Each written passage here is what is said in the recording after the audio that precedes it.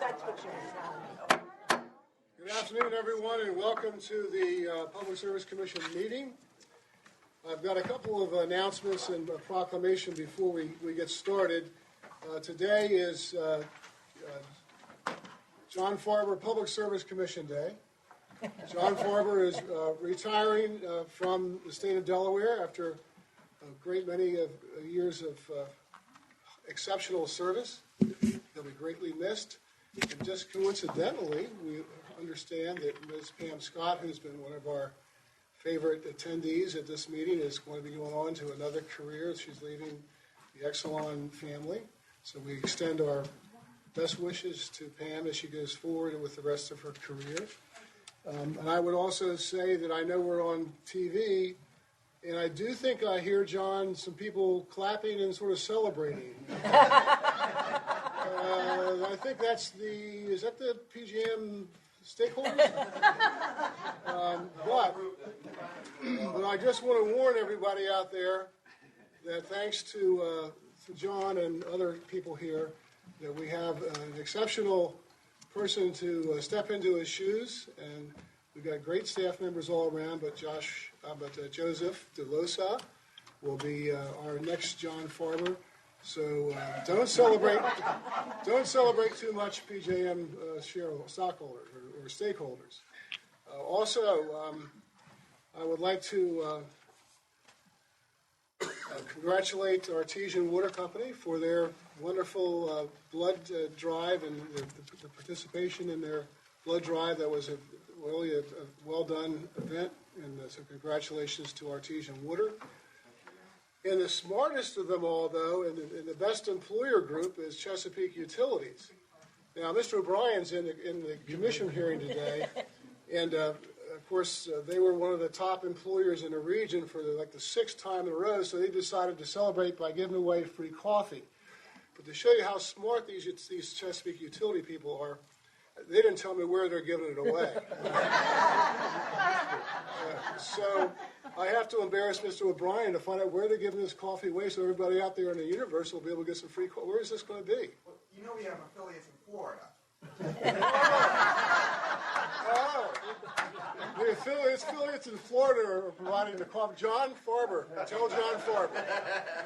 Is it near Cocoa Beach? I said where he's going to be. By the way, I don't think the Sunset Grill is a public entity. The stock is being traded there, but I think the Sunset Grill revenue is going to go up because John's heading down that way. There's several places in Delaware, but here in Dover, at Governor's Cafe. Governor's Cafe. Yes, in both locations. Apparently, there's a location over here at Eden Hill also. Yeah. Yeah. If you look for it, you'll find it. Right. Thank you, Bill. Okay, let's get on to the agenda. We have the reading of the meeting minutes of September 28th, 2017. Does any commissioner wish to make any changes, corrections to the minutes? Move that we adopt the minutes as presented. Second. Any discussion on the motion? Hearing none, all in favor signify by saying aye. Aye. Any opposed? Any abstentions? The motion carries. By the way, I forgot to announce that there's a party in honor of John after the commission meeting. Everyone's invited to attend, and I know that there's some good refreshments because Jason was in charge and he always does a great job with the refreshments. The consent agenda. It's a very simple consent agenda. And the regular agenda, number one, is in the matter of the commission's investigation into whether Mr. Timmons or his Mobile Homes, Inc. is unlawfully operated as a public utility. And we're going to hear from Mr. Willard. Yes. That proposed order number 9133. Yes, thank you, Chair. A couple of years back in 2014, a resident of the Holiday Pines development contacted us with a question about the validity of the company providing water services to the development. And staff investigated and learned that E.A. Timmons was providing the water service and that they did not have a permit from this commission. In fact, Tidewater held the CPCN for the area.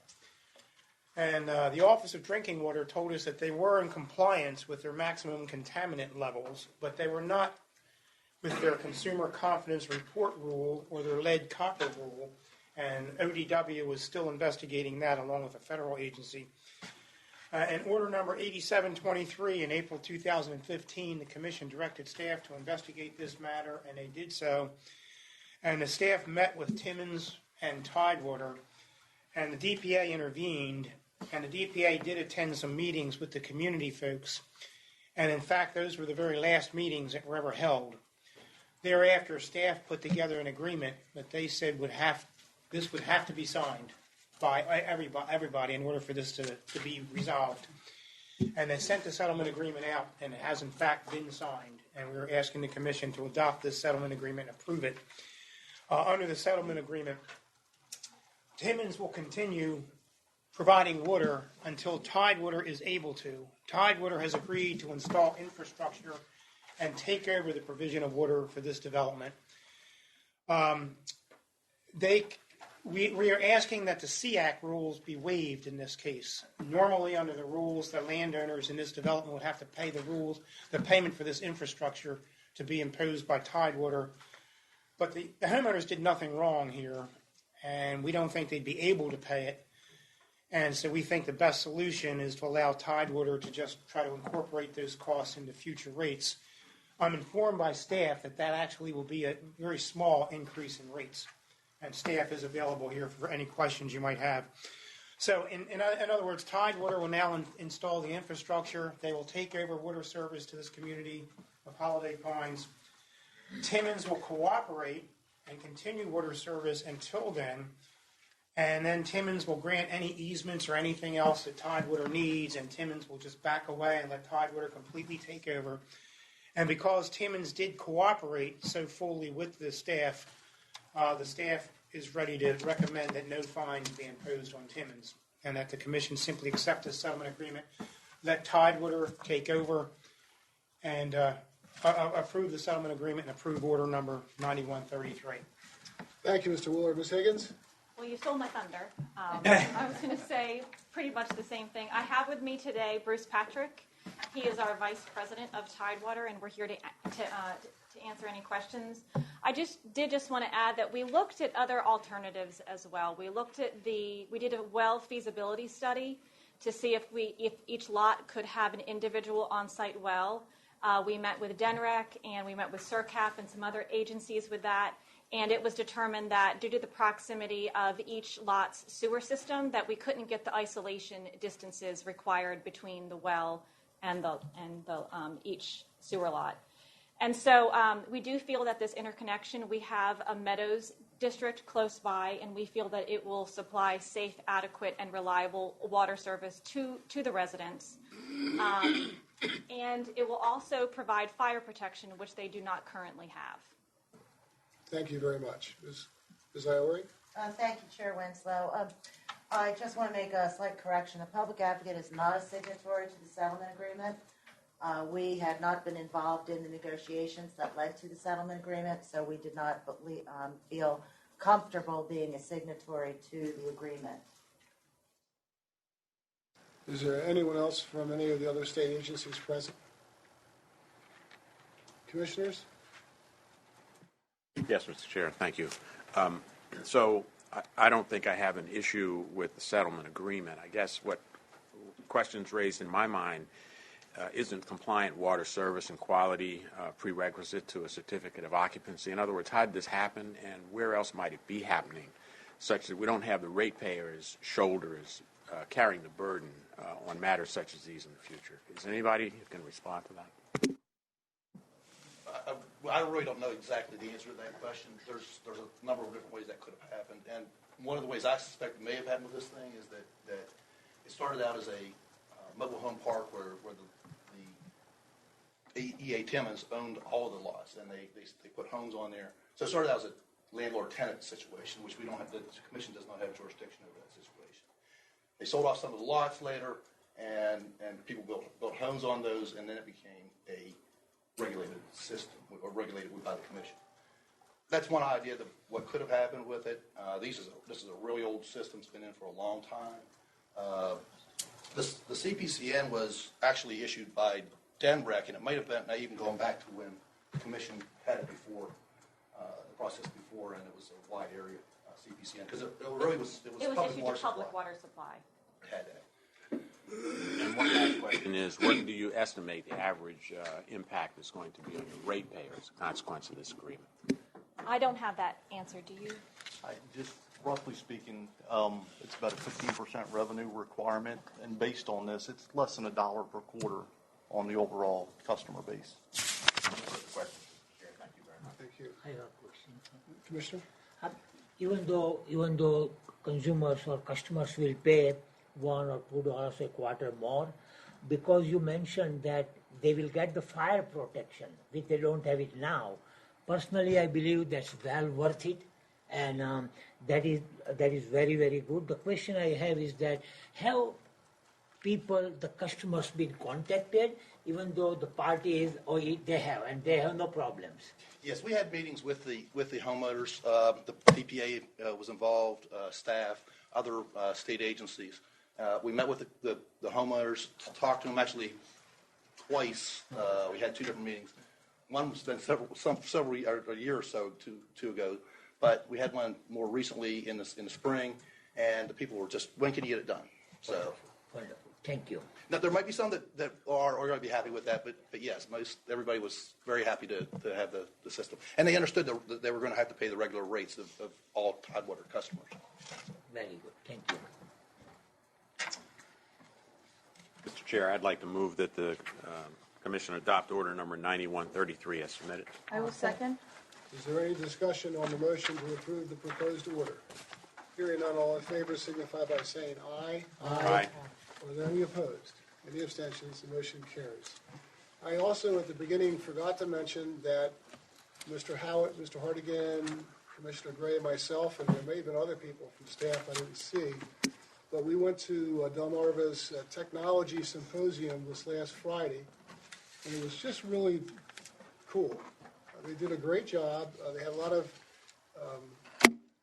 examples of the internet, the home of the future, and a lot of ideas. And it was just a very, very nicely attended and nicely run educational symposium. So our thanks to Delmarva Exelon for a wonderful symposium.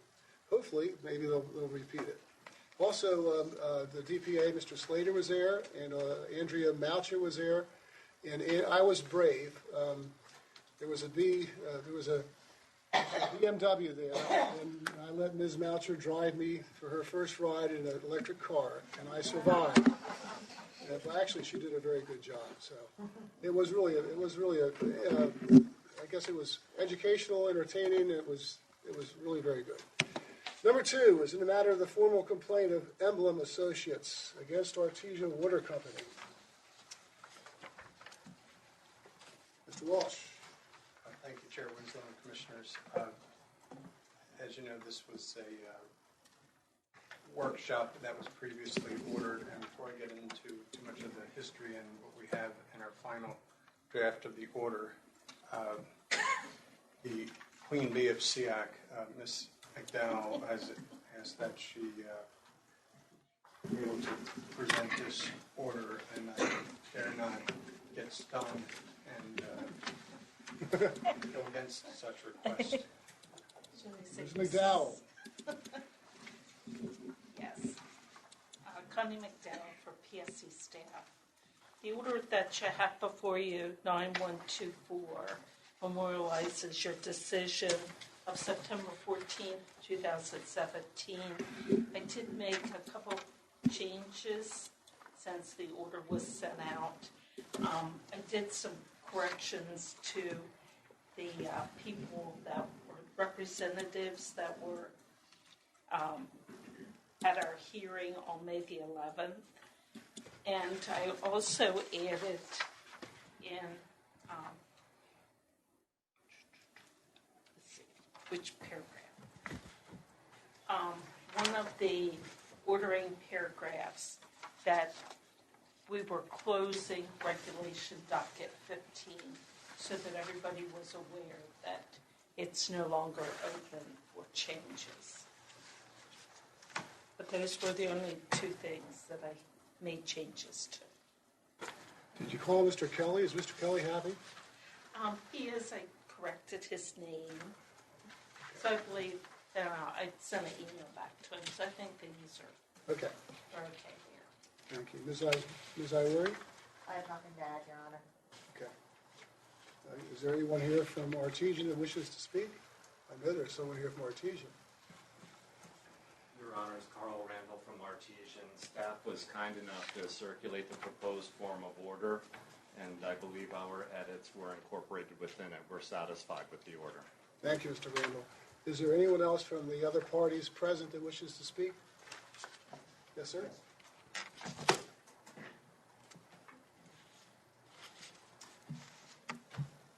Excuse me. Thank you. Good afternoon. My name is Howard Fortunato. I'm with the Home Builders Association of Delaware. And the only thing I did want to note is I saw the comments and the one item, because you mentioned Mr. Kelly, obviously his name, but he had requested that the wording include the estimate of the CIAC be included in the order. I'm sorry if that was me. And I just wanted to second that perception or that view based on what I read in the hearing examiner's original recommendations, where he talked about giving the property owner the ability to plan business expenses and to monitor the CIAC. And it just seems like the way the orders, and I understand how it was drafted, it just seems like the way it was written, it just seems it's very general. It could be just a general paragraph. So I would just recommend that it include the wording that he recommended. Mr. Walsh? We looked at the transcript, and what the commission had ordered did not include that the staff have to submit and request on each county. Is that No. That's the other one we changed. Ms. McDowell? Yes, the clarification was that in your paragraph 1 of the order, you asked that in the motion that the Office of the Drinking Water, the water company shall send a letter to the developer or home builder advising that costs for the CISC may be required for water service, and these costs may change over time, period. I have additional language in my recommendation which asked me to strike. So there was nothing else that said anything about estimating the cost, so I didn't include it. Mr. Fortunato, who would estimate the cost? That would come from the, I would think it would be from the utility. Mr. Randall? If the request is to have the notice letter state an estimate of the costs, that I think conceptually that's not really a problem, as long as the notice letter states it is an estimate and includes the last sentence, which says that the costs are subject to change. Sure. My understanding of the purpose of the letter is to make sure that there is a dialogue between the utility and the developer so that those costs are learned if they do change. I think that, Commissioners, that sort of rings a bell with me. Yeah. We wanted to make sure that the communications between the utility and the developer were good, and also that it was meaningful communication. So, any other commissioners have any questions or comments on that proposed language by Mr. Fortunato? And Mr. Kelly. I give Mr. Kelly credit as well. It seems that just from the silence, I think that the additional language would be appropriate. And I'm not sure, Mr. Howitt? I apologize. I normally don't want to speak to commission issues, and I just wanted to alert you to the fact that a lot of times developers do not move ahead on projects in a very timely fashion, and therefore, despite the fact that the utility could provide an estimate, it could be a requirement to continually update that estimate as they move forward, not knowing what the status of the project is. So it does put an added burden on the utility to some degree, but certainly if enough is known about the project, they could certainly provide an estimate. I might point out that in this very case, if you'll recall, when the development was first planned, there would have been for no 5 cost. years. It was all put off for Yeah. 5 years, and obviously the general area, there were changes made. It impacted the water system, it affected Mr. Kelly's properties, and we know all that. But I think, and also we know that it changes, but it does refer to an estimate, and I guess, that estimate will be given when the general contractor contacted the utility, and they would give them an estimate. If it went to sleep, so to speak, for another 5 years, I assume the communication would occur again, and another estimate would be given by the utility, because the utility is going to earn money through this investment. So they have a reason to enter into that discussion, and of course, naturally, the general contractor wants to make money as well. So I think that estimate, the language should be in there. It's my belief. Any more commissioners want to express themselves on that issue? Ms. Iori, since you represent the DPA, do you have any comments? Your Chair Winslow and Commissioners, we actually supported the language that was proposed by Mr. Kelly. And when I spoke to staff, called me yesterday to discuss it and to tell me that they were not going to accept it. And the staff member and I had the same argument that you're hearing right now. So we actually support the addition of the language regarding giving an estimate at the time the notice is given. Okay. Mr. Randall? If I may, I would just like to add that my understanding of adding this language, of course, the utilities would be accountable for making sure that the estimate they provide with this Office of Drinking Water triggered letter be accurate. But at the end of the day, it is the developers that control the timing of their projects. So I'm understanding that there is not just an automatic, we must continually update the developer. There's supposed to be a back and forth dialogue. No. That's the way I understood it. That was our idea. Yeah. With Ms. Higgins? I was involved in the workshop. In some cases, just as a note, and we'll be happy to comply with it, it will put more of a burden on how we do business because we tell the developer that you're responsible for the cost. You hire the contractor, whether it be a 500-foot main extension or a 1,500-foot main extension. So now we're going to estimate that and provide it to them. Otherwise, we would have just said the costs are all on you, whatever it costs, that's fine.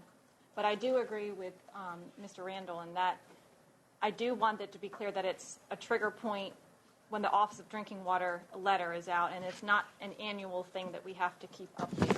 Is that the intent? That was my understanding. I think we're all in agreement on that. Mr. Howard, thank you for your comment.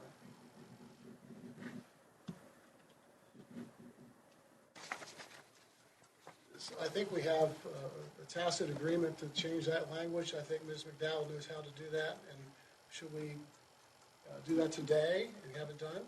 I can go do it right now and come back with some suggested language. Okay, thank you very much. So we'll just put this on the table for a few minutes. Thank you, Mr. Fortunato. We'll be right back with you. Thank you very much.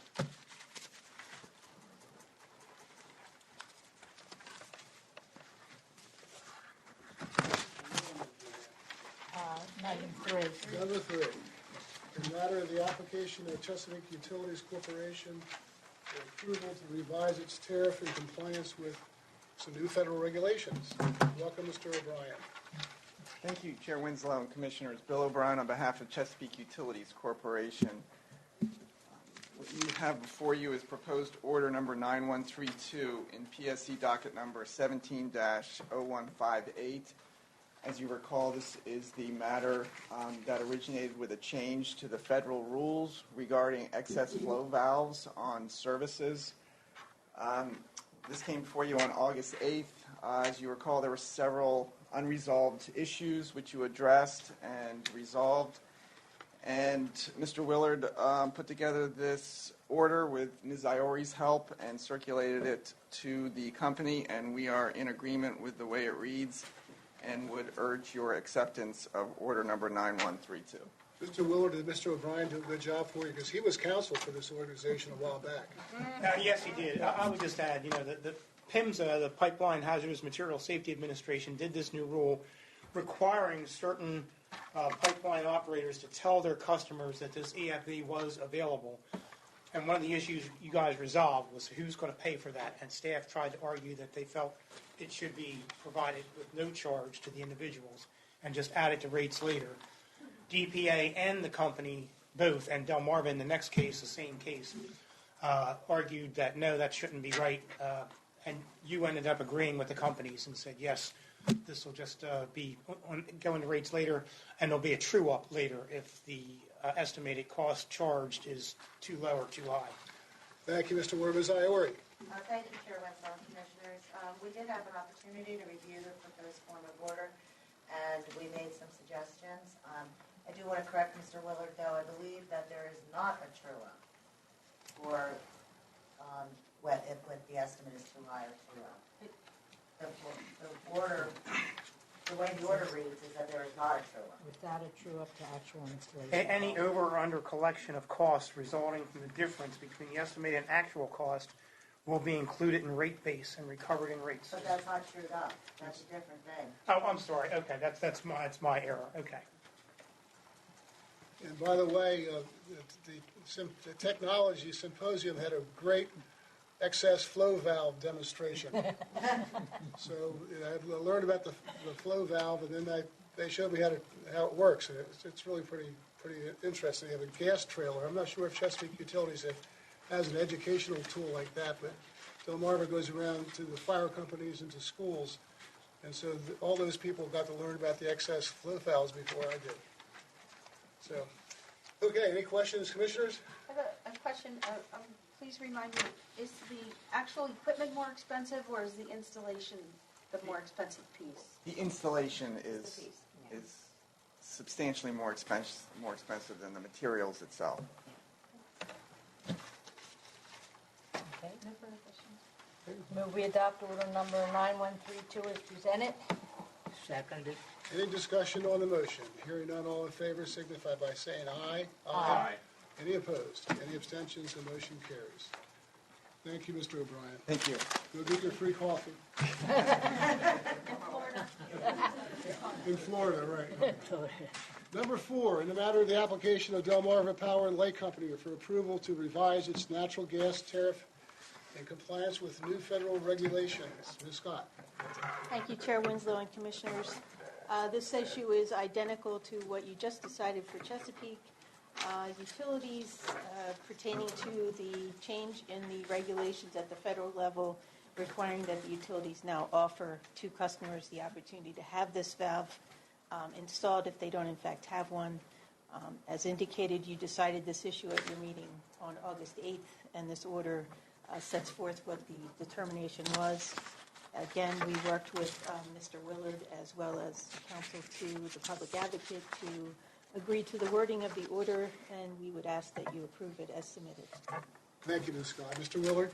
Again, just for purposes of the record being complete, let me just repeat again that PIMSA required the pipeline operators to tell the customers about this, and there was an argument during the first hearing about who should pay for it, and the commission decided, in agreement with the companies and with the DPA, that the customers should pay the cost of the installation, and the cost would be either lower or higher. That would be made up in the rates later. And the commission also asks you to please approve order number 9131. Thank you, Mr. Willard. Ms. Iori? I have nothing further to add. Commissioners, questions? Should I ask my question again? No, not even for the record. We have a motion, please? So I move that we accept order number 9131. I second. Any discussion on the motion? Hearing none, all those in favor signify by saying aye. Aye. Any opposed? Any abstentions? The motion carries. Ms. Scott, you've been the consummate professional. We're going to miss you, and best wishes. Thank you very much. Appreciate it.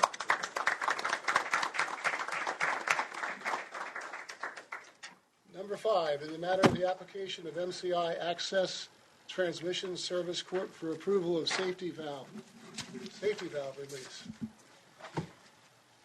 Goodness gracious, who is this? Holy mackerel. Good afternoon. My name is Bonnie Metz. Today I'm here on behalf of MCI Access Transmission Services Corporation, which is a wholly owned subsidiary of Verizon Communications. Chair Winslow and Commissioners, it's great to be back. I think I was here about a year ago on one of these applications as well, so it's nice to be back before you today. Welcome.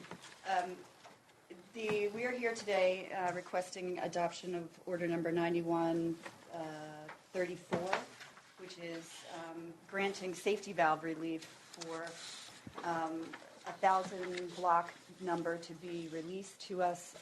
We have a business customer in eastern Sussex County that is in need of 1,000 consecutive numbers. Those numbers are not in our current inventory of numbers, and we do not meet the requirements for utilization and months to exhaust that Newstar had put on us, so therefore the law allows us to come before the commission to ask for a waiver, and that is what we are here to do today. Thank you. Thank you. Mr. Walsh. Thank you, Chair Winslow and Commissioners. Just to add a little bit to what is in the order for the record, when that denial occurs from Newstar, federal regulations allows state commissions to grant this safety valve, and in order 7183, which the commission adopted on May 22nd, 2007, there were set forth 4 requirements for the applicant carrier to meet for a block numbering block that could be granted. And we reviewed each of those requirements. We found that MCI had met each of the 4. The compelling and permissible need. The granting of the application will not create any inefficiency in use of the numbering resources. Written evidence that their application had been rejected by Newstar, and a description of the long-term impact, that it would not have any adverse impact. And this particular rate center had 60,000 numbers available, and MCI's application was less than 2% of that. And with that, staff found that 4 requirements were met, and respectfully request that the Commission approve the application for the order submitted. Thank you, Mr. Walsh. Ms. Iori, I don't know that you're in this one. We are not. Okay. Commissioners, any questions? Move that we adopt order number 9. That's okay. Keep going. Yeah, go ahead. Keep going. Move that we adopt order number 9134 as submitted. Second, please. Seconded. Commissioner Gray. Yes, thank you, Ms. Metz. I was looking at how these numbers are arranged, and it looked like the center has consumed about 48%, which leaves about 32,000 numbers, and within that they don't have a range of 1,000 numbers. It's each carrier's actually, there's 60,000 that are assigned to all the carriers in that rate center. So MCI does not have, Okay. Verizon only has 1,000 of those numbers out of the 60,000. The other 1,000 are allotted to other carriers. Okay, that explains it. That explains the question I was raising, because it would seem that if another customer needed 1,000, you'd be back asking again. Okay. No further questions, Mr. Chair. Thank you. Any further discussion on the motion? Hearing none, all in favor signify by saying aye. Aye. Any opposed? Any abstentions? The motion carries. Thank you, Ms. Metz. Thank you. Nice to see you again. You too. There's nothing on our hearing schedule. Is there anyone here from the public who wishes to make comment to the Public Service Commission? Oh, I'm sorry. We've got Ms. McDowell back here already. That was quick. Well done. I hope. Mr. Fortunato, you want to come up forward, please, sir?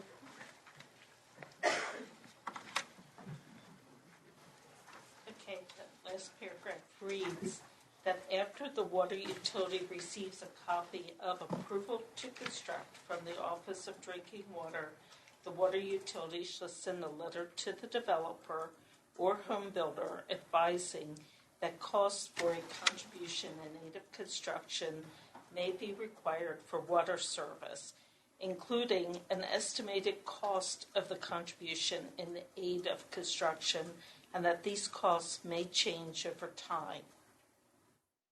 Mr. Fortunato? Yeah, it looks great. Mrs.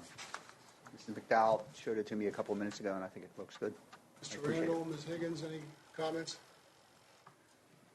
Your Honor, Ms. McDowell also shared it with me, and just listening to it being read, the one thing that occurs to me is the docket was about Category 1B SIAC charges, and so perhaps it should be more specific to note that that is what should be estimated, is any Category 1B SIAC charges. I apologize. No, it's best that we get it correctly done. So we very much appreciate the comments. And Ms. McDowell, it's not a challenge for her. She'll no problem.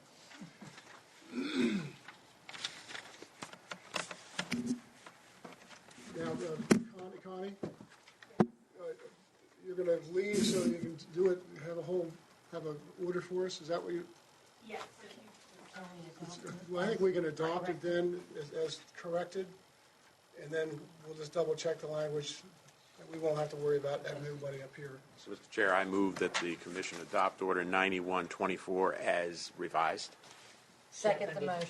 Is there any discussion on that motion? Hearing none, all in favor signify by saying aye. Aye. Any opposed? Any abstentions? The motion carries. Okay.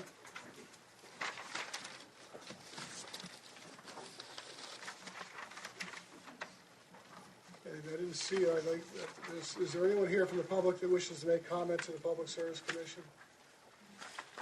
Mr. Howard. Chairman Winslow, Commissioner, thank you for the opportunity to once again address you. We have lots of things going on, and I'm going to invite Mr. DeLosa to come up and talk to you about a wonderful new document that just recently came out from the Department of Energy, and I'll let him brief you on that notice of proposed rulemaking. Thank you, Mr. Howard. Good afternoon, Chairman and Commissioners. Before I start, I'd just like to offer my own thanks to Mr. Farber in the audience behind me, who has been nothing but a supportive mentor for me for the better part of 3 years, and I would not be half of where I am right now without his institutional knowledge and sometimes tough love, but definitely support throughout the process. Hope he's not staring at me. All right. So I'll try to be brief and get out of Mr. Farber's way. Unfortunately, the document that we're discussing today has the potential to alter the wholesale markets for electricity. I wish I were exaggerating in that characterization, but I don't believe that I am. Several former FERC commissioners and a current FERC commissioner have characterized the rule that way once in the presence of the members of the commission and staff that were at the OPSI meeting. So, like Mr. Howard said, this is a notice of proposed rulemaking issued by the Department of Energy under Section 403 of the DOE Act. This NOPR essentially provides for full recovery of cost and a return on investment for any unit in a wholesale market that has more than 90 days of fuel supply on site. This NOPR was extremely atypical in my experience with notices of proposed rulemaking. Typically, NOPRs consist of hundreds of pages of justification, including significant discussion as to the specific intent of the rule and the justifications behind the proposed rule and how those two elements fit together to get to an ultimate proposal. This proposal did not follow that typical format, fortunately. So, talk a little bit about the NOPR to get started. The NOPR addressed the loss of so-called fuel-secure generation. In staff's analysis, this is a different way to talk about coal and nuclear resources, which are referenced several times throughout the NOPR. However, it is staff's analysis that nuclear resources would not necessarily qualify as eligible resources under the NOPR due to the NOPR's requirement of eligible resources providing operating reserves, which is a type of wholesale electricity service that nuclear generation cannot provide. I'd be more than happy to go into a little more detail on that if the Commission would like. The main justification provided by the NOPR for this full cost recovery is a national security basis for retaining fuel-secure resources. Just quote one sentence here. Quote, "These fuel-secure resources are indispensable for the reliability and resiliency of our electric grid, and therefore indispensable for our economic and national security," end quote. There are several other supposed justifications for the NOPR included in the text, which I can discuss more fully if the Commission would like, but I'll just touch on them. The polar vortex, with which the Commission is familiar, several operational difficulties that were faced by several RTOs that day. There were several National Electric Reliability Council, or NERC, resources that the NOPR selectively cited from to attempt to make their point. And also, the NOPR noted that FERC has been involved in price formation issues for some time and used that as the basis to say that the FERC has enough information upon which to craft a final rule from this NOPR. However, it is staff's opinion that allowing a full recovery of cost for any resource in a wholesale market is the antithesis of a market construct. In wholesale electricity markets and in any market, resources compete to provide whatever the resource is at the lowest possible cost. As a result of this, resources that don't make enough money in the wholesale market construct are signaled to retire and get out of the market. This construct works as long as these market prices are competitive enough to incent entry of new resources to replace the resources that are receiving exit signals from the market. In staff's view, supported by PJM and the IMM, the PJM markets work, right? The PJM markets adequately send retirement signals, and we've seen this in the retirement of inefficient coal units particularly.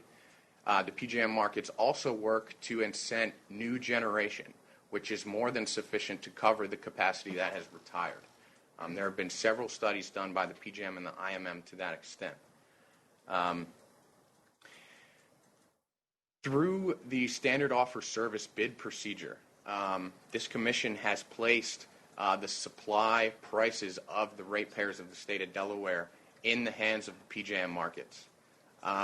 And as a result, it is staff's recommendation today, which I will go through in a little bit more detail, that we should oppose the NOPR and do whatever we can to protect the PJM markets from such an out-of-market effect on clearing prices and the confidence investors will have to mobilize their capital into the market.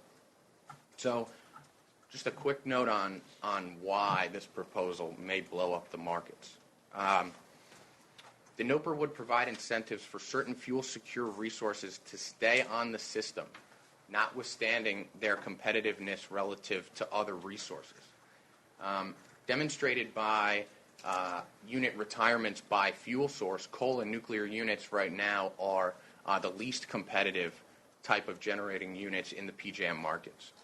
Providing these units incentive to never retire in the form of full recovery of costs and a return on investment may allow them to bid below their actual costs. suppressing the market price and eroding investor confidence in being able to bring new resources that will be needed to ensure reliability. If this occurs, the market price will collapse, and the entry of new units is not guaranteed, right? The only way the PJM markets guarantee resource adequacy is by providing a market price in which investors have confidence to bring in their capital and install new resources. So as I mentioned, staff's recommendation to you today is to oppose the DOE NOPR. And I'll just run through some of our positions kind of in brief to get the Commission's opinion on them and any guidance that you may be willing to offer me today.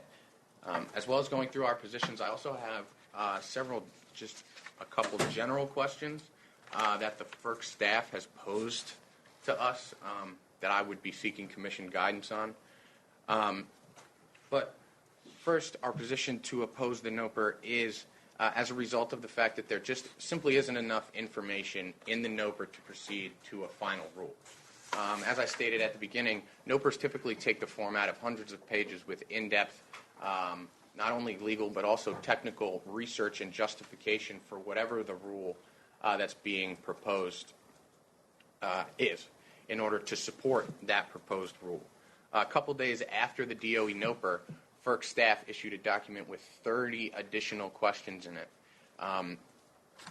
just illustrating the lack of specificity and implementability of such a rule. If the FERC just said, for instance, yes, we'll go with this, there would be no way to successfully implement the NOPR in staff's opinion. Generally, the NOPR did not articulate or meet the legal bar for articulating a rational connection between the facts found and the choices made. So, essentially, as I mentioned, the NOPR is drawing some sort of connection between reliability and resiliency of the electric system and a requirement for 90 days of fuel on site. In the course of connecting those two thoughts, there are many, many different places where that logic falls short. Among them, the polar vortex is not a rationale for upending the markets. As you'll recall, in 2014, even with an unprecedented amount of generation off the system, the PJM emergency procedures worked to keep the lights on. PJM also undertook capacity performance specifically to respond to the difficulties faced in the polar vortex, with an eye towards ensuring that generators would be able to perform specifically in the most strenuous of system conditions. Secondly, there is no national security emergency relative to the reliability or resilience of the electric grid. As I mentioned before, the NERC is tasked with this every day to ensure that they put out reliability standards and requirements that ensure the grid is reliable and resilient to the extent that NERC thinks should be required under federal law. PJM is required to procure sufficient capacity to ensure such reliability over and above what the load forecast is actually predicted to be. So customers actually pay for this reliability as put forward through the NERC standards. The other place where this logic falls short is that the outage rates or the availability of new resources is far superior to that of resources that have been retiring and would theoretically be saved from retirement under this NOPR. It's about a 10% better rating as far as total hours online over the course of a year for a new combined cycle turbine relative to the coal that has been retiring in PJM. There's also substantial evidence that the status quo and projected future resource mixes will have the necessary attributes to operate reliably. PJM did an in-depth study on this in their March 30th, 2017 Fuel Diversity and Reliability White Paper, in which they specifically went through each of the attributes that are required to operate a system reliably and compared that against the status quo resource mix as well as what PJM anticipates to be their future resource mix. And under both of those scenarios, PJM found that they would absolutely be able to operate the system reliably, and they would not be missing any of the specific operational attributes they would need to run the system. And last but certainly not least, the proposal would be a far cry from just and reasonable rates, which is FERC's kind of flagship banner under the Federal Power Act. Essentially what, as I discussed, would occur is the replacement of potentially new, efficient resources guaranteed only by competitive capital would be replacing those resources with older legacy resources with higher forced outage rates, somehow with ratepayers' money at risk. Back to the fact that we don't really know how this would be applied, FERC would somehow have to make these generators whole. And that money, in some form or fashion, would come out of the ratepayers' pockets. Some estimates are as much as $4 billion a year, but personally I think those numbers are a little low. For instance, it's impossible to estimate which resources would attempt to get treatment under this proposal. For instance, now they talk about coal and nuclear. Based on our analysis, we're not sure that nuclear would qualify. However, if you had a natural gas plant that decided, I'd like to qualify, they could buy, say, 40 acres of land and put in 90 days' worth of gas. And the rule theoretically would allow them to fully recover all those costs plus a return on investment, right? So there's no way to articulate or attempt to quantify the costs that may arise as a result of this NOPR. The next point we'd like to make in our comments is kind of a preemptive position that staff today is recommending to the Commission. Several PJM stakeholders, including PJM themselves, have forwarded an objective to raise the energy market price in order to ensure that some of these resources targeted by the NOPR will be able to recover more costs than they otherwise would. Now it's kind of a complicated subject, but essentially what would happen is today energy prices are set by LMP, okay, which is locational marginal pricing. Now what that concept means is the price of the next 1 unit of energy, okay?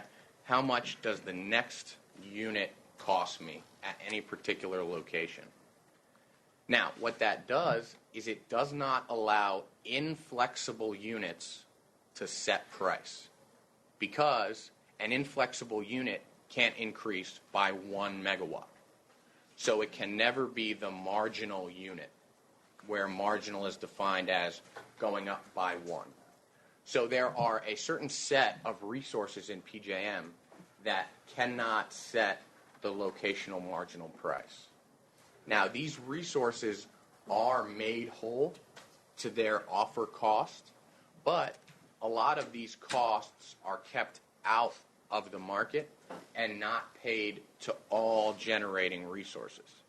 Essentially, what PJM's proposal would do in the form that it is right now would take these payments made out of market to generators and multiply them across the entirety of the generation that's online at the PJM footprint when the price is being set. Now, this again is a proposal where the costs are unknown, but several PJM stakeholders, including the IMM, have provided a 10 to 15% number as the increase in the energy market price as a result of such a proposal. When you think about the amount of money that's put into the energy market, that is a potentially staggering number as far as increasing the energy market price over the status quo. The market monitor has said on multiple occasions that the markets should pass through the underlying supply costs of the fuel. Now, when the fuel prices were high, the market was passing through those high costs. And today, the fuel cost is low, and the market should be passing through those costs as well. It is the position of staff and the recommendation of staff to the Commission today that PJM does not need to undertake any further efforts to change the way that the energy market price is calculated. LMP has been the bedrock of the PJM energy markets for 20 years. It enjoys a high level of support, especially among load stakeholders. And staff would like to the extent that PJM attempts to propose this as part of this NOPR, we would like to preemptively point out some of the flaws and potential impacts to load that may result as a result of this proposal. Now, unfortunately, staff is not going to be able to determine how much exactly PJM is going to put in their proposal until this Thursday, when PJM kind of lets us know what they're going to file, because the due date on these comments is next Monday. So we've had a very abbreviated time in which to work these quite impactful issues. And as a result, you also have before you today, as you saw on the agenda, a motion from the Commission to support a motion for extension of time.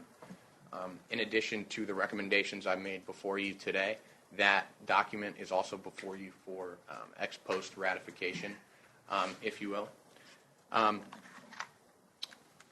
guess I'll leave off with a few general questions for the Commission that I would very much appreciate guidance on as I look to respond to this notice of proposed rulemaking. The first question is fuel diversity itself within a region important for resilience? And has the changing resource mix had a measurable impact on fuel diversity? And what is the Commission's general thoughts with respect to, there's kind of two diverging schools of thought. One is that fuel diversity should be pursued because there are inherent benefits in fuel diversity. And then the other school of thought is that the PJM markets right now do not value fuel diversity. They are by design, they will always provide the lowest cost option. Now, as a result of that, right now, the PJM markets have about 30%, 30%, 30% nuclear, coal, natural gas.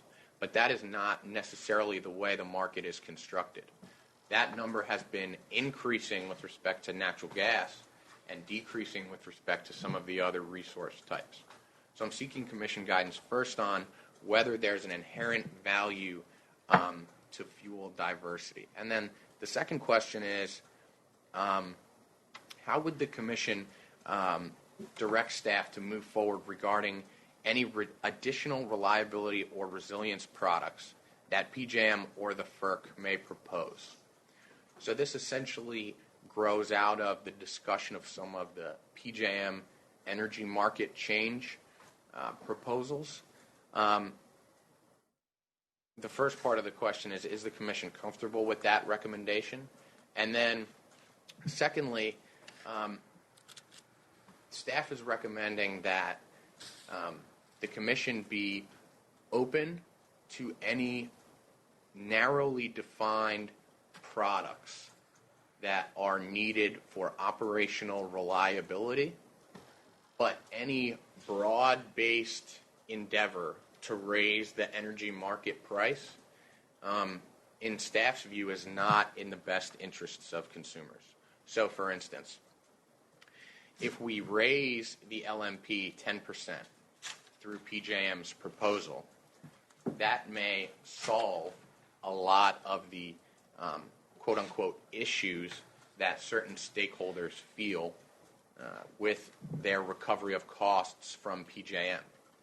Whereas, in contrast, if there is a particular reliability attribute, say voltage support, that PJM says we require voltage support for operations on the system. Staff would recommend supporting a narrowly defined product for a specific reliability objective, in contrast with a broad-based approach to kind of raise prices across the board. And staff would be seeking your guidance on that score as well. So after all that, the requested motion is firstly ratification of the commission request in support of the motion for extension of time, which has been included in the package. And then the second is endorsement and or guidance on staff's recommendation to respond to the NOPR, including the grounds that there isn't a rational connection between the facts found and the choices made, with respect to NERC's responsibility over determining reliability, and on the NOPR not having enough detail upon which to make an informed decision, among the other issues that I've raised before you today. So with that, and apologies for my long-windedness, I will gladly answer any questions and take any direction the commission may have. You were trained by John Farber, right? I think I was. I tell you what, I thought you did an excellent job. Thank you very much, Mr. Lewis. Thank you, Chairman. Second that. Very, very well. Mr. Slater, any comments? Good. Any commissioners have any questions for Mr. DeLosa? Yes, Mr. Chair. First of all, great presentation. Thank you. And I guess, John, in the background, you were in some way supportive, so thank you as well. I tend to agree with and support the motion, by the way, for more time and the other elements that the motion carries. And I think I understood you in the context of not enough detail, not enough time for comments. NERC is tasked with the responsibility and so on. But the one thing that was missing, I guess, the NOPR may not support the PJM markets, but what alternatives can we propose to ensure reliability, resiliency, or national security, which seem to be the stated goals of DOE? Now, you may have touched on that, but I'm just wondering about the balance of our going back with beyond the motion, for example, when you get into the detailed commentary. I think it may be important to address the goal and the motive the DOE had stated, and to make sure that that's a part of what we communicate, as opposed to just communicating the things that are unintended negative consequences. You know what I'm saying? Absolutely. Okay, so that's kind of where I'm coming from, and I just wanted to express that I'm prepared and willing to support the motion. Okay?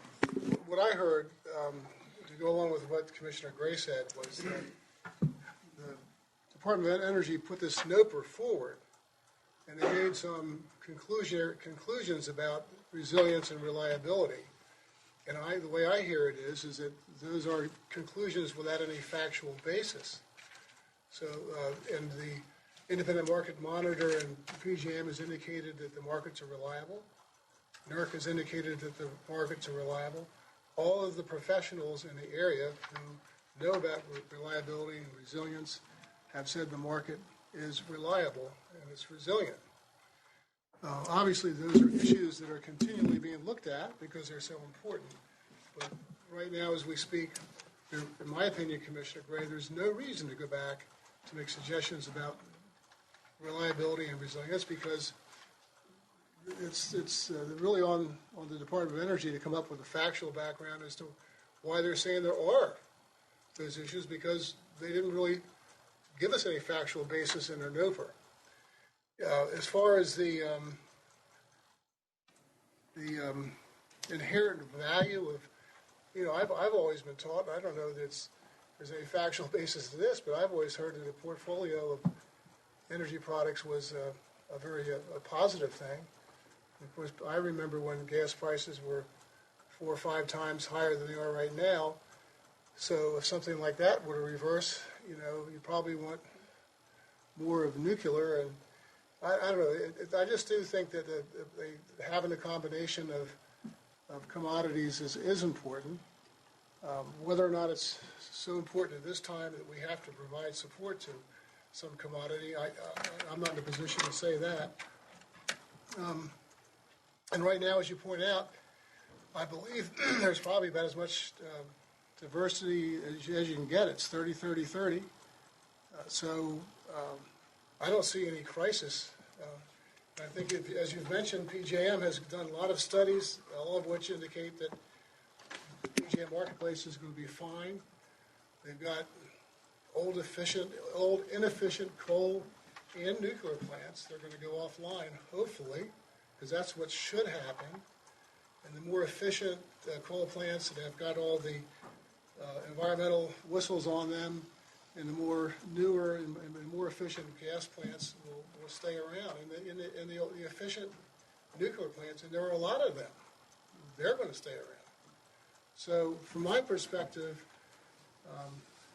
the NOPR from the Department of Energy is out of the blue. It's like a lightning strike, not expected, for reasons that are sort of, I think, transparent, which is political in nature to firm up the coal industry and the nuclear industry, and all of that is anti-market. And I am very much a market person and very supportive of PJM, who runs we don't always agree with them, we fight with them, but overall they run a great marketplace. We've benefited from that marketplace. And so I'm going to second the motion I believe that Commissioner Gray is making with respect to obviously approving the extension of time. And no, we don't want a broad-based additor to the cost of energy.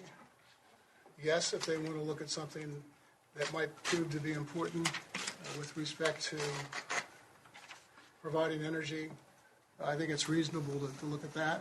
So I think that request is very reasonable. I don't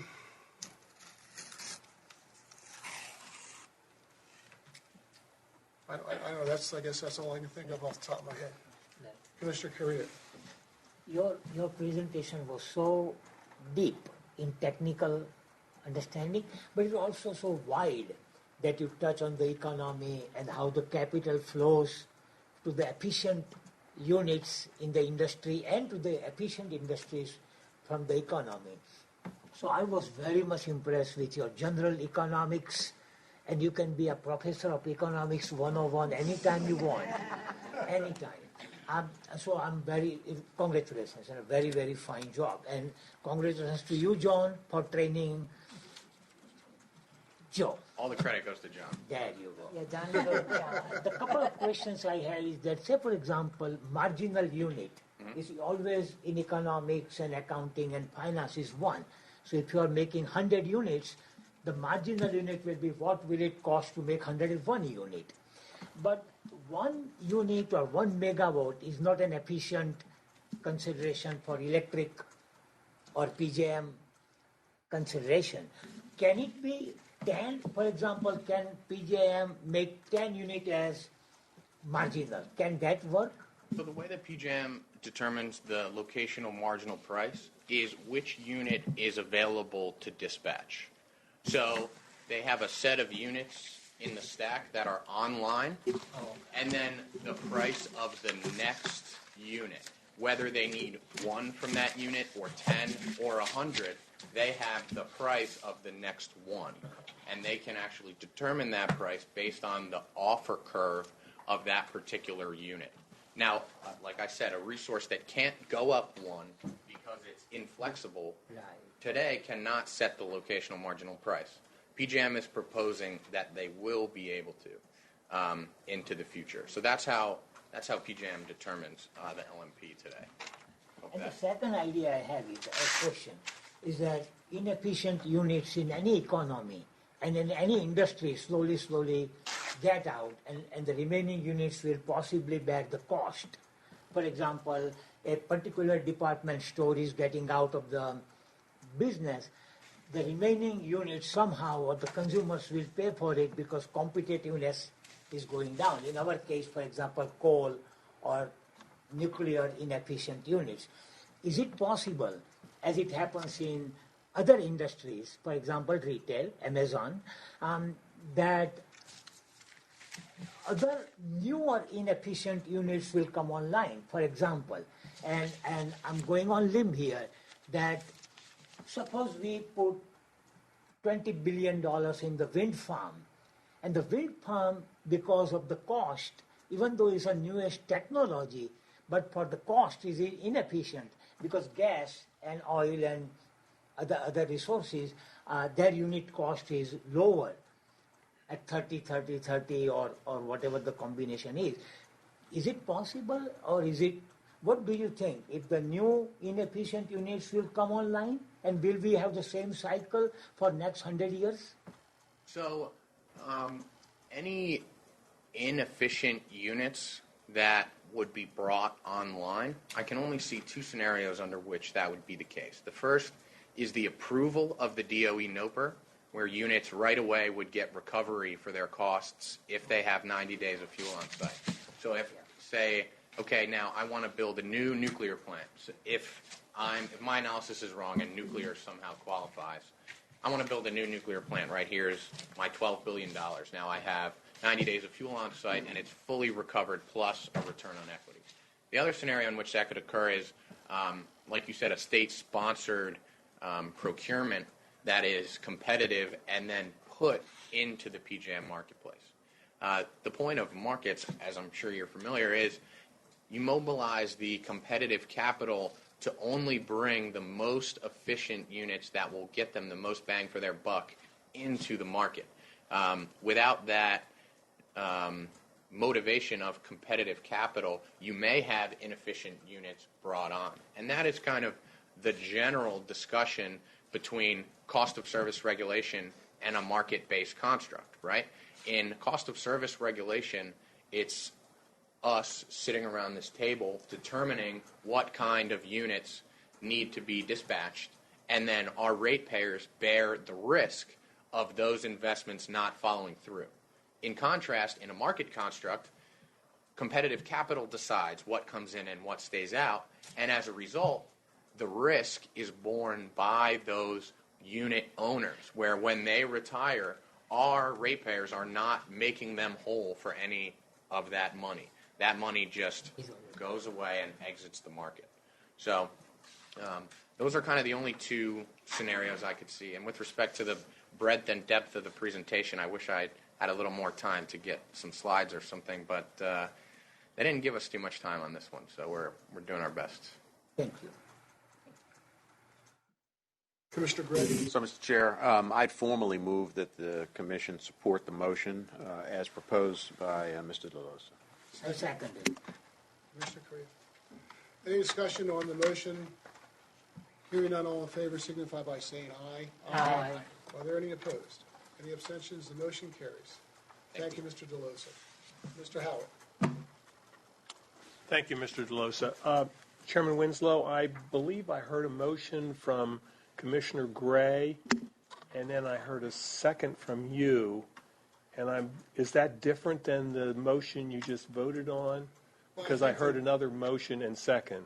Well, I think Commissioner Gray did a little bit of a dance step there. He talked informally, and then all of a sudden he got formal, and so he formally made the motion, and then Commissioner Correa got the second. So the one that was the dance step one, the second one, the formal one we're acting on, which is the same, it's the same.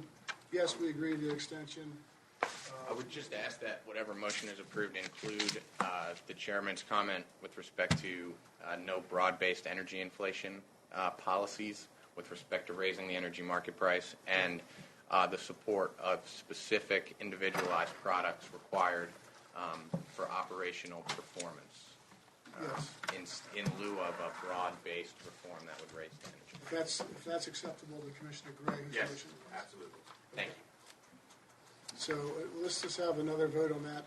All those in favor signify by saying aye. Aye. Are there any opposed? Any abstentions? The motion carries. Mr. Farber, next. Well, yes, obviously the icing on the cake would be Mr. Farber today. Welcome, Mr. Farber. Thank you, Chairman Winslow. Commissioners, I guess before I begin, I'd like to point out that Mr. DeLosa gave an excellent example as to why he would be an excellent representative of the Delaware Commission as well as Delaware in PJM and before FERC. I would just note that I've never really seen anybody tackle these issues that are so complicated with as much zeal and ambition as Mr. DeLosa. I think it's more impressive when you realize that he never even heard of PJM, much less FERC, until 3 years ago. So I have great expectations of Mr. DeLosa. So, Mr. Chairman, Commissioners, not long ago, PJM made the mistake of asking for our comments on the planning process. And you've been provided a copy of those comments. Unfortunately, they were due before this meeting, so hopefully there'll be no issues. But I'll just cover the topics that were addressed, and of course, to the extent you have any questions or would like more detail discussed, would be more than happy to address those. So in these comments, the topics that we addressed were trying to get more data and metrics that would allow stakeholders to better assess the effectiveness of PJM's transmission planning process. So we mentioned getting worksheets that included not only estimated costs, but actual costs, as well as estimated in-service dates, actual service dates, that would help us assess how PJM was doing in terms of planning these projects. Also, we addressed an independent transmission entity. I think this would be an important concept that would allow customers and all stakeholders to have a reliable, independent source in terms of assessing whether or not these projects were being planned and developed in a cost-effective and efficient manner. The comments request PJM to develop a white paper addressing the pros and cons of such an entity, and hopefully being able to address a process to establish such an entity. Also addressed improvements in the market efficiency process. As you may recall, I made a presentation last November in terms of my issues with market efficiency. Mr. Howard still has that presentation. He'll be happy to provide it. So I think we laid out specifics. Basically, it's going to be a long process if anything's going to be done about market efficiency. We addressed, in response to PJM's request, our opinion on which type of model for transmission planning we would support. That is a sponsorship or a procurement model. The comments deferred on that in the hopes that PJM would develop and identify the pros and cons of each of the methods and try and explain why these models are mutually exclusive. It seems like MISO, for example, the Midwest Independent System Operator, has a different planning process than does PJM. So there must be sufficient benefits to that model that would allow it to be employed in that operator versus what PJM is using. So we're asking for an assessment to see if there's ways to use both or if one is really superior. We addressed the competitive solicitations. Essentially, the position is that the competitive process would be expected to impose greater discipline on the development of these projects, exposing them to thought process beyond what goes on internally, which you could think of as a groupthink, exposing that to a greater variety of perspectives would seem to indicate that a more effective and efficient transmission planning process would occur. Also addressed was resilience. That topic could develop into exposing customers to the risk of a great many transmission costs that would be included in the regional transmission expansion process on the basis of resilience, which, in my opinion, is a very subjective matter and could lead to many costs that would be difficult for an individual state or zone to incorporate. Asking for PJM to ensure that the state or zone has more influence on what the result of that resilience planning would do. We address cost containment to improve the quality of the estimates. Right now, the quality of the estimates is not always indicative of what the actual costs are going to be. In fact, they could be off by magnitudes.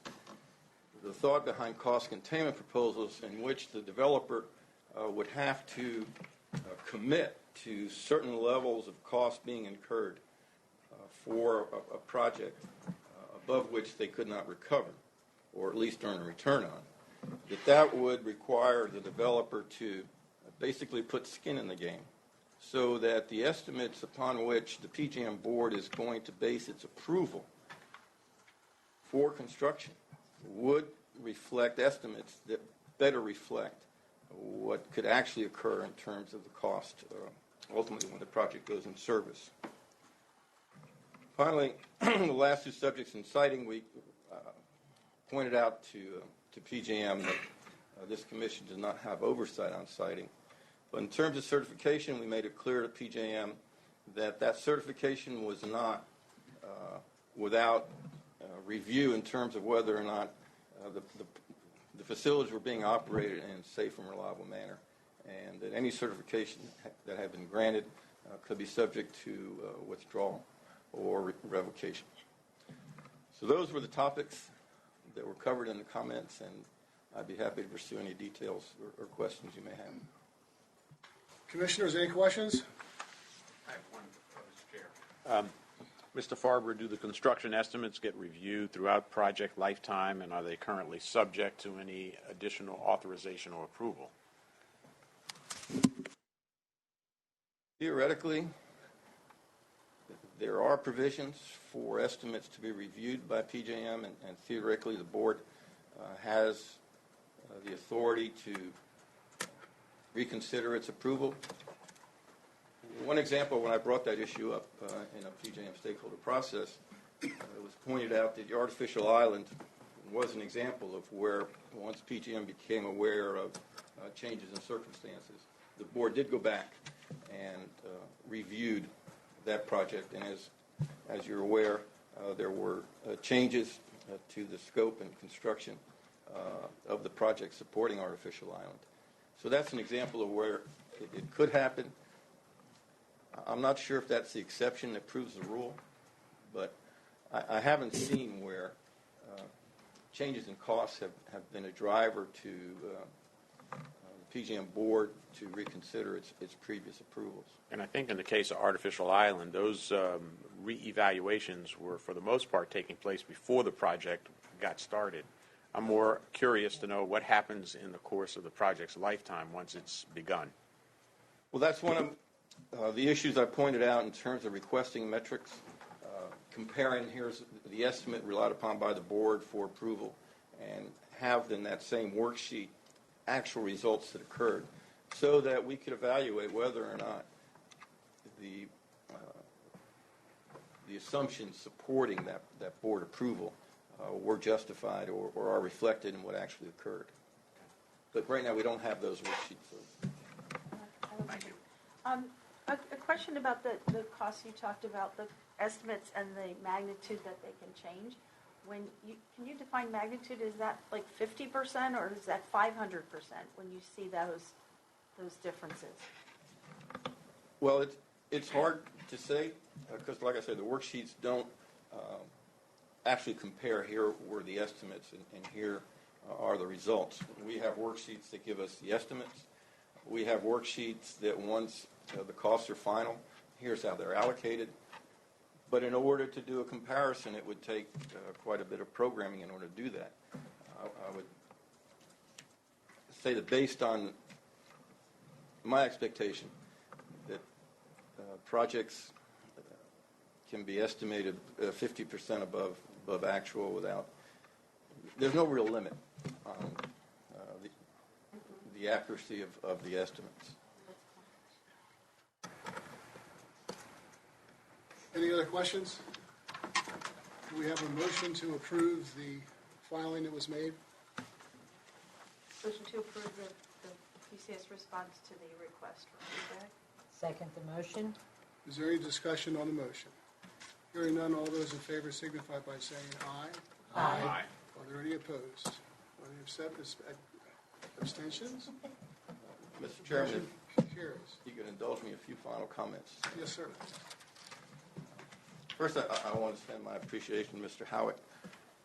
Unfortunately, he never understood it, that if he took the other hallway to his office, he wouldn't be subject to every time he passed my office to my question as to whether he had a minute to discuss an issue. I think that problem will be resolved after next week. But I would like to extend to Mr. Hartigan, in all my career, Matt has been the best supervisor I've ever worked for, and I want to extend my appreciation. I want to extend my appreciation to the Commission. Your work is underappreciated, to say the least. You work under most difficult of circumstances. And I've always appreciated the opportunity to represent not only Delaware but the Commission. And so I extend my appreciation. And Mr. Chairman, after next week, I will be able to call you Dallas. Let me just say, I've always recognized that your leadership of the Commission. I've not always agreed with the decisions, but I've always understood that you were trying to achieve the best outcome given the circumstances you were given. So even if I call you Dallas, you'll always be Mr. Chairman to me. Thank you. So thank you. Mr. Farber, you've just been an outstanding person and contributor for 10 years plus, right? 9 years, actually. 9 years plus. And I'm personally very grateful for all the advice you've given to me over the years. Been invaluable. I'm not sure if anybody else wants to say anything, but I would like to express my deep appreciation by standing up and giving you a great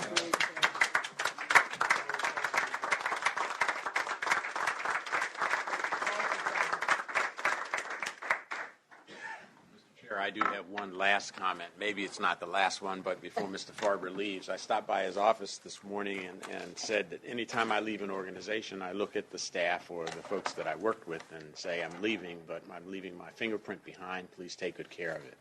And I think that Mr. DeLoza is going to do a fantastic job in that regard. So you deserve to be very proud. Thank you so much for your support. Thank you. Thank you.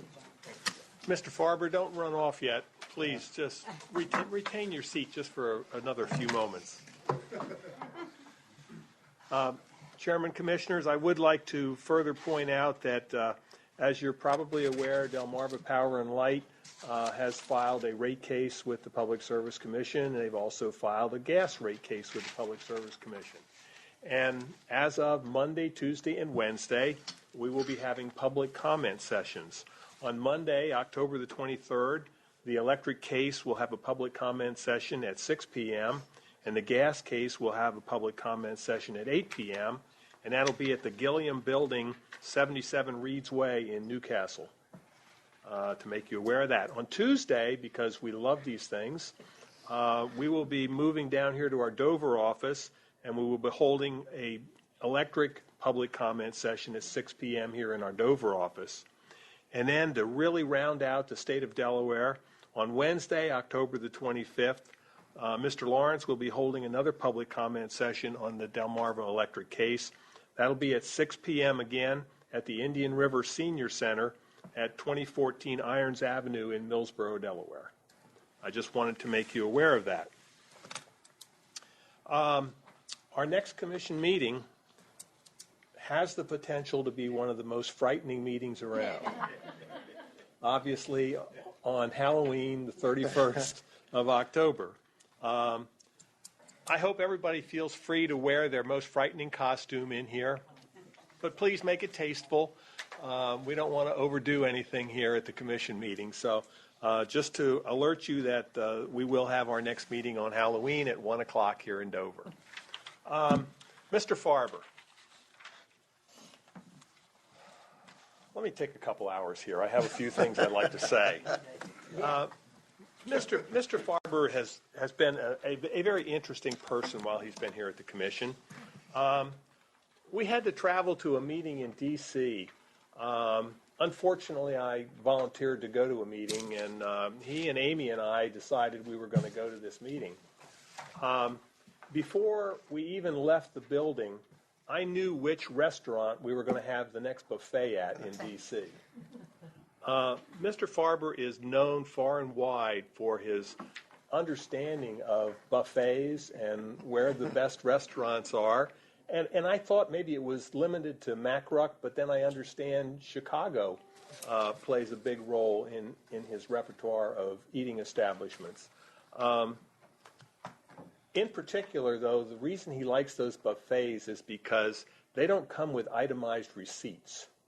And so, therefore, when I get one of John's expense statements, I have to at least sign at least 10 different itemized receipts just to make sure that John gets his $3 from the Sunrise Cafe or the $4 from the other buffets that he goes to. John may be retiring, but I'm sure we can get a hold of his email. And if you need to know anything about a buffet anywhere in the Mid-Atlantic, over to Chicago area, don't hesitate to call on John, okay? So I just wanted you to know that. As John points out, he's been here, 9 years, John? 9 years.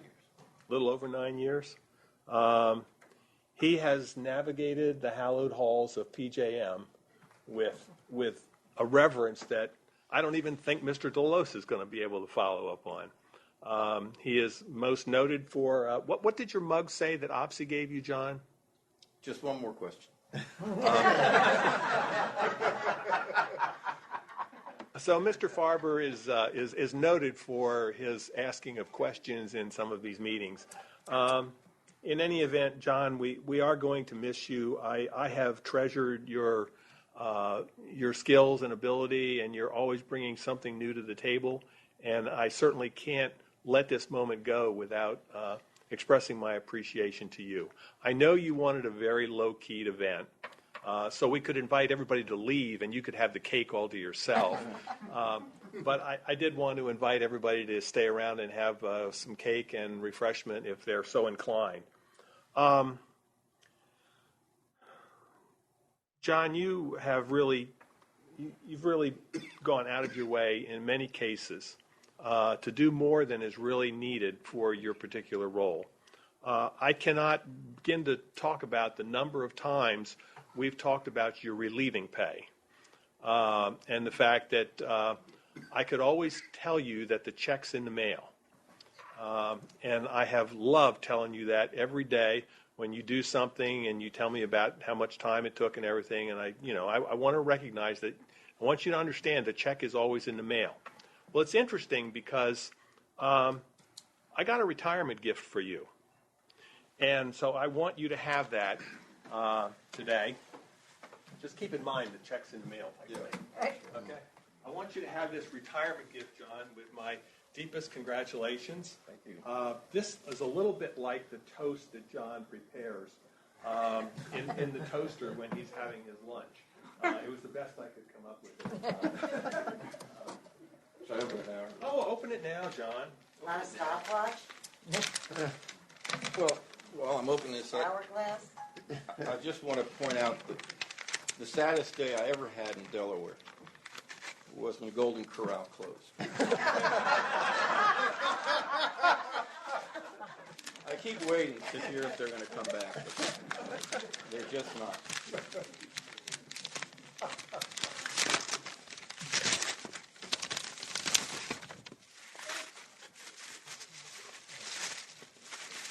You put enough paper on it?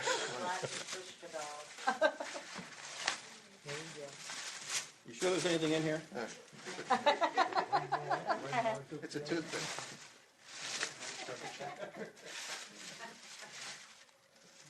Oh, very nice. John, do you know the checks in the mail type thing? Right. 2 weeks ago, I placed an order for your retirement gift. It's Your in the mail, gift, too? your gift is in the mail. It was supposed to come, guaranteed to come yesterday, and so far UPS has failed me. I can always frame this. But I guarantee you that it will be here before you leave the commission. Okay. Well, thank you. I very much appreciate it. It's been great working with you. Chairman Winslow, thank you. Thank you, Mr. Howard. Best wishes, Mr. Farber. I hope to have a beer with you at the Sunset Grill, Cocoa Beach. We'll have a good agenda to talk about.